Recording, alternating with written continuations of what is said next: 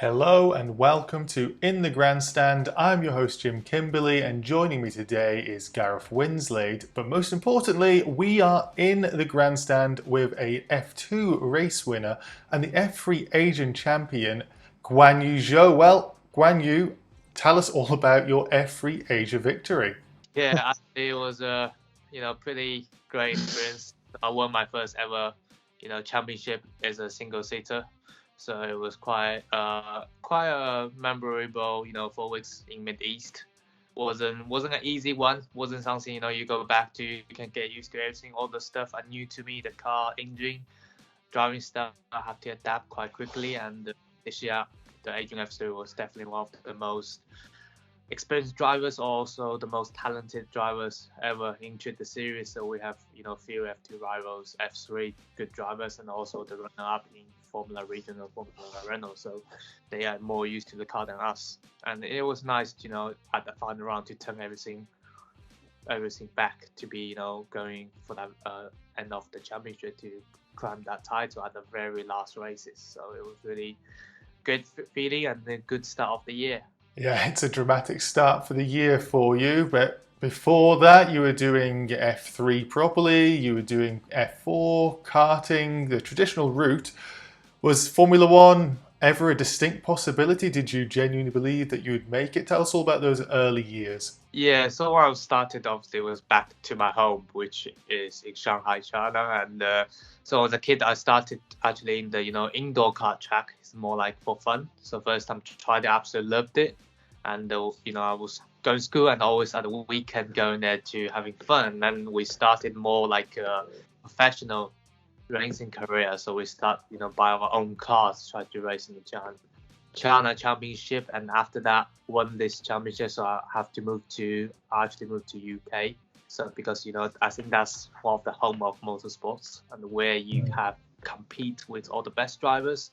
So then we are literally following the ladder of the reaching Formula One. So going from F4, F3, and then now in F2. So definitely I didn't think I will be ever that close to be putting my leg or my hand into that F1. So this year, as I said, that is going to be one of the most important year in my whole racing career, and I think we are definitely one of the closest ever been this close to Formula One as a Chinese driver, and hopefully I can beat that one to be the first one to be actually driving in a Grand Prix. We want to go into your Formula 2 year as well, but just beforehand, you are now part of the Alpine Academy. Before that, you were part of the Ferrari Driver Academy. Tell us all about the differences between the two of them. What sort of stuff changes day to day for you? Yeah, so one's in Italy, one's UK. That's the thing. So food are different, people are different, the way they react. But yeah, in general, I mean the program is quite similar. I mean both are the professional Formula One race team, had quite a large history behind them, and basically it's more like obviously one I have to base more time in Maranello, which was the home of Ferrari, and now I'm staying actually at my home in UK. And Renault based in Enstone, so it's not far from my home. And apart from that, I think both manufacturers proving us a lot of things that we can be working a lot as a young drivers, and definitely especially when I was in Ferrari, I was in the starting part of my single seater career, which I can learn a little bit more basic things. And now with Renault Alpine is more I get more definitely opportunities in Formula One, which is definitely closer to my long-term goal, which I get spend a lot of time in F1 simulator with Alpine Renault, and in the past years, and also in the same time driving a 2 years old Formula One car, give me that experience on track time, learning with the F1 team as well, and definitely last year to be doing the rookie test end of the season, it was something I think was quite a good memory and a quite good opportunity that the team believed in me or give to me. So yeah, I think both teams I learned a lot. I improved a lot myself as a driver, also as a person. So, Joe, 2019, your first F2 season, you were the Rookie of the Year, certainly one of the most exciting new talents on the grid that year. A lot of people talking about you, a lot of fans picking you up, and really excited to see you on the grid. And then last year, you stuck with Virtuosi again. This will be your third year with them, and you finally got that breakthrough win, which everyone had been looking forward to you getting. This is your third season, and you probably will be expected to be a title contender for it. Does that make it more stressful for you? How do you feel about the year? Actually, it's this year coming to 2021 is a lot more. I think pressure is a little bit more off on the shoulders than last year, because to be honest, last year, my goal was, to be a title contender already, and actually we was there, and we had so much bad luck that actually forced our back on the championship. At one point where it was P9, even around P10, because how much bad luck we had taking off, especially at race one when you have a DNF that compromised the whole weekend. But we showed our pace, and we made this thing turn around a little bit at the end of the season, which was fine, better. And this year coming to this championship again, and definitely the target is the same: try to get the title, if not finish top 3 in the championship. But one thing is quite important, which is taking a lot of pressure off, is that super license points. As we mentioned that I won the Adrian F3 championship, which means that I have now 38 points of super license, which I'm 100% sure end of the year I will get that super license points. So it's definitely one of the most important things, or one of the two that you must reach before you go into F1. So that means I can actually, not thinking about points, thinking about steps each races, try to win races rather than the whole championship. Then definitely, halfway through the season, I was thinking about more the championship. But right now, I think I'm just focused on each weekend, try to get the best out of it. That's fantastic news, because as you say, it was a hugely frustrating year for you. So much bad luck, and that first race weekend, which you were dominating that race until the DNF, so it was so unfortunate. Did you have any feedback from Renault or Alpine as it is now from the year? Were they happy and satisfied with you carrying on for another year? Did they have any sort of ways to take it forward from you? Any criticisms or feedback? Yeah, right now, I mean, obviously this year, after I won this, obviously the championship, and give me that points, which means that I'm sure that if I can, in F2 show my full potential, obviously finish top 3 in the championship, that will make my, the doors for Formula 1 open quite well, and hopefully there will be opportunities. But that there's only a few seats in Formula 1, and there's a lot of young drivers fighting for that. So my target right now, the short plan target, is to do well in F2, and definitely, this year already we're planning much more F1 stuff than the previous 2 years, which gave me even more experience into it, and I can be testing lots more, or doing a lot more simulator work for the team as well as a test driver. So hopefully all that can get me more prepared for the next coming season. Hopefully, I can be in Formula 1. Fantastic news, yeah. And so 2021, the F2 season, and you've spent a lot of time in the car now, but obviously you now have those new hard tyres for this year, which we've heard a lot of drivers are struggling to get on top of. How, from your side, what's the feeling in the car, the differences with the new tyres? Is it going to be much of an impact on the season, do you think? Definitely. The only good thing is there's only 2 races where we're using these hards. So that's the good thing. I think one is obviously Bahrain, and another one is Silverstone, which is great news, because they are not great. We tested, they are a little bit, they try to make the tire last longer, which make the compound harder, and by testing them, it actually made the long distance races more dead, because you're actually not using the tire properly. So you're sliding around, you're going off on lap times, but coming to the box, the tires still have a lot of tire wear left on them, a lot of rubber left on them, but you just really sliding on the surface. So yeah, I think for the first round, it's going to be quite a lot egg, and it's going to be quite a lot related to how drivers drive behavior and looking after these tires on these hards. And the other compound seems to be the same as last year, which I think we have a good baseline. And testing went pretty well, and I think we're still there on the marks, and hopefully can put everything together into the first race weekend. Fantastic news, yeah. And so we think this could actually be as many as a 10-way driver title fight this season. Do you see it as that? Who do you see as your main rivals for the title this year? I think first, is the experienced one from the last year. So one is Christian Longard, and another one is Robert Schwartzman, and also I think my teammate will be doing well as well, Philip Jovovich. And apart from that, I think there's a few good rookies coming up. So you have Ribs already done this, and you have, I think, both karting drivers. The karting car seems to be quick, especially at Bahrain, which is quite clear after testing. But obviously, that's the test. But they always done well in the past year, so I think they are the main rivals for round one at least.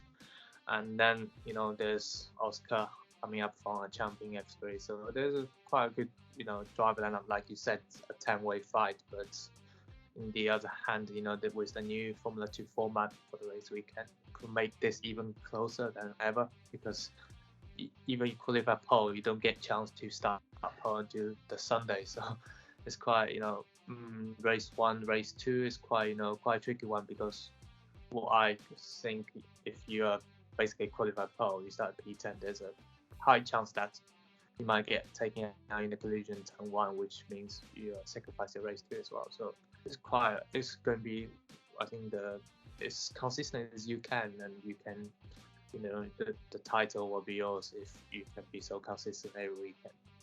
Yeah, well, we'll jump ahead then, because I did definitely want to ask you about the format. So we'll ask the question now: do you like the new format, or would you prefer to stay with the old feature race and sprint race format?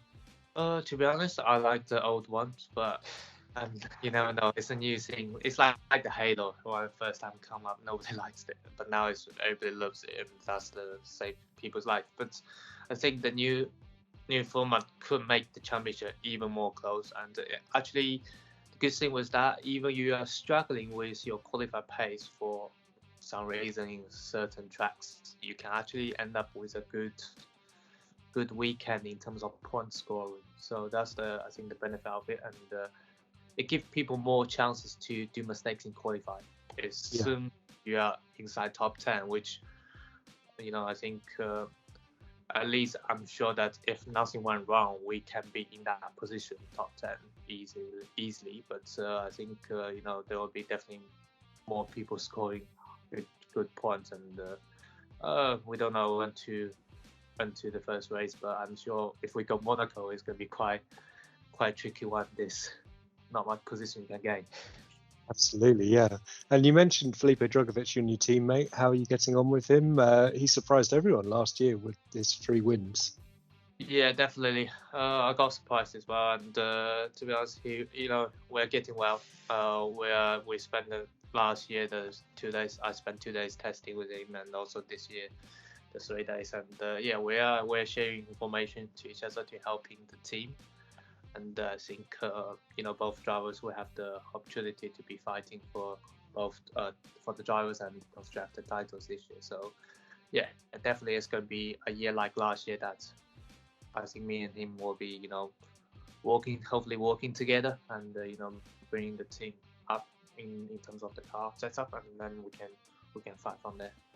One of the benefits you've got being in the Alpine Academy, previously the Renault Sport Academy, is you get a lot of time in the Formula 1 car. How is it when you jump back in? Is it just like riding a bike? To be honest, the first time I jumped into it, I got really surprised about the downforce level F1 car can generate into the corner. So the first time was in Puerto Rico 2019. Actually, these corners F2 might be little lift. F1 is easily flat, and it's quite surprised also the acceleration. You pulled from your neck, so the neck was definitely sore after day 1. And apart from that, I'm little bit more used to it after the many days in the past 2 years in Formula One car. But definitely there's quite a lot adapting. Like I remember last year in Sochi, we done some F1 testing before, and when we go Sochi, there's a lot of corners. I expect to be carrying more speed, which downforce doesn't allow me. So I'm losing a little bit time in FPs. If you look back, and then got back in the qualify. So yeah, it's quite it's going to be, you have to be adapting quickly, and there's quite a lot of things different on driving style. Also, you have a power steering wheel, so the feeling on the tires is a little bit different as well. But yeah, I mean, in general, I'm just happy to be getting more time in the car. Should you make that step to Formula One, then you'll be well versed in the car. But speaking of making that step up, a certain Mr. Ricciardo decided to leave the Renault family around this time last year. Your eyes must have lit up, and then a certain two-time Formula One champion decides to return and rain on your parade. But were there any serious discussions about you making the step up for 2021 to join Formula One? To be honest, I wasn't too upset or disappointed by anything, because firstly, that obviously during the year of 2020, that I wasn't sure that I will have the super license. So I wouldn't know until the last round, and obviously when they make this decision, Cyril also called me to tell me that, which was really really nice of him. And I understand F1 team, you can't always wait for the last round to be deciding if you can get into F1, and definitely I think bringing Alonso is going to help the team. He was my previous idol and first time looking at the races, and until Daniel joined. So it was nice to be working with both idols, and that's something I definitely never expected before moving out from my country. And yeah, I think obviously this year, hopefully I can show myself, and I'm sure that Alpine, they will give me opportunities when there's one. So I'm just going to be fully improving myself, everything, and just be ready for that opportunity. You say about those opportunities, and you get a lot of opportunities to drive the 2-year-old Formula One car, but how do you find out about them? Is it something you get an email, or is it something that's brought to you to say, if you do well, you'll get a chance to drive the car? Is it like a carrot on a stick? Yeah, that was actually always on the plan, when I moved from Ferrari Academy to Alpine. So the plan was, they will be including more, F1 stuff, which is definitely, one of the biggest reasons I moved. And you can get ever close to your dream, and to having, I think there's only a few teams actually can have a 2 years car or have this sort of program. I think it's us and Mercedes and someone else. And definitely, you have a lot of benefits. I know it's a 2 years car, but actually the steering wheel, everything is quite similar, and you can understand a little bit more the way people works, or all these switches you have to play around with it. Obviously, in the simulator at the factory, you can always do it, but reality is always a little bit more trickier, because you don't have that much time to think.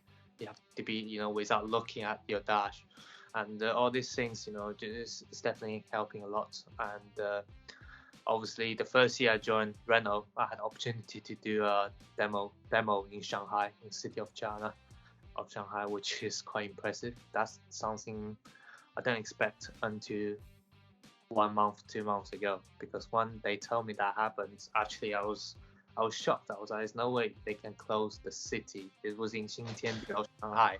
I never experienced something like, and it actually happened. So I was really, I think that was one of my best moments of driving F1 car. I was super nervous as well, but great fun. That must have been incredible for you. So the calendar's so spread out this year because you're only doing those 8 weekends. So there's months between races this year. So how are you expecting to spend that time? And on the back of that, are there any tracks you were going to miss this year? Actually, yeah. Firstly, yeah, definitely you have more times, especially after 2020, that you have triple headers this year, give a little bit more breaks, and also in the same time, I think I think we have 4 kind of straight circuit as well, and I'm definitely going to miss. I think one of the track I'll miss quite a lot is going to be what's the track now? Red Bull Ring, because that's the one I got pole last year, and I think the team have a good package there. And in the same time, I think it's nice to be coming back to Abu Dhabi. Yas Marina is always one of my favorite place to drive in, because you can do night races. And I think with these short weekends keep us more time to be with the back in the factory, helping the simulator development, and also to be doing a little bit more on the gym, and also at the same time some 2 years old F1 car testing. Yeah. But, it doesn't really change our life too, because we just continue to always doing gyms, exercise to keep ourselves fit and ready. So a lot more training and a lot more Alpine F1 work, which is going to be exciting for you. So 2 years as a Renault Sport Academy driver, and now Alpine. How have things changed for you, and with the relaunch of the academy? How did you find it? New colors.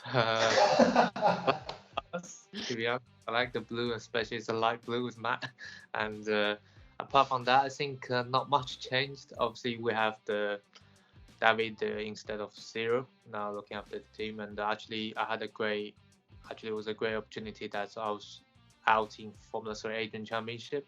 David was actually, one of his place base was in Dubai, so he actually came to save me before actually he went to the factory. So we had a good chat together. So I knew him already before actually, coming back to UK. So it was. I think things can be changed a little bit, but in my side, in the academy side, everything we have the same members, same people. We have Mia as well. Nothing really changed, so it's quite similar. Well, our time is almost up, so I'm going to ask this last question, and I would generally ask, who do you think is going to win the Formula 2 championship? And you'll say, I will. So instead, I'm going to ask, who do you think is going to win the Formula 1 championship for this year? Well, hopefully not the same driver, but just for the fans. I think he will win it again. Everyone knows who he is. You meant to toe the company line and say Fernando Alonso or Esteban Ocon, but appreciate your honesty. Yeah, the facts, I mean. That's great. Well, our time is now up, so we want to say thank you for joining us in the grandstand, and we want to wish you well for the rest of your 2021, and hopefully we can speak to you again later in the season. Thanks.